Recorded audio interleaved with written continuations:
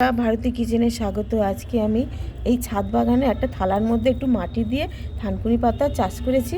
এই যে আমি একটা একটা করে তুলছি, কতগুলো তোলা হয়ে গেছে। ধরো আমি তো একটা ভিডিওই করে নিই যে পাতাগুলো সব তুলেছি, কুচো কুচো পাতা এই থালার মধ্যে এই যে করেছি। এক হাতে ভিডিও করছি, এক হাতে তুলছি, তো এই জন্য একটু অসুবিধা হচ্ছে। এই পাতাগুলো তুলে একটু কালো জিরে, একটা হালকা একটা লঙ্কা দিয়ে, একটু নুন দিয়ে, একটু কাঁচা সর্ষের তেল দিয়ে মাখলে খুব ভালো লাগবে গরম ভাত দিয়ে খেতে। বেশ ঝাঁঝ ঝাঁঝ লাগবে। আর থানকুনি পাতা তো পেটের পক্ষে খুবই ভালো, খুব উপকার। যদি কাঁচা খাওয়া যায় তো খুবই ভালো। আমরা তো মুখের স্বাদে একটু করে খাই, এটাও উপকার হয়। আর কাঁচাটাও খেলে একটুখানি পাতা চিবিয়ে বা একটু রস করে খেলে খুব উপকার। তাই তোমাদের সাথে শেয়ার করলাম। এইটা শুধু এক বান্ডিল পাতা আনা হয়েছিল, তাতে একটু শেকড় ছিল, সেই শুদ্ধ আর এখানে ফেলে দিয়েছিলাম।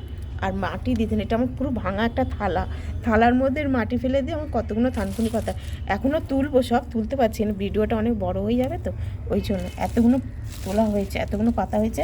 এবার এটুকুনো বাটবো, এখন আর কিছুটা একটু তুলবো বেছে বেছে। তাই ভালো লাগলে লাইক করো, কমেন্ট করো, সাবস্ক্রাইব করো। টাটা, রাধে রাধে।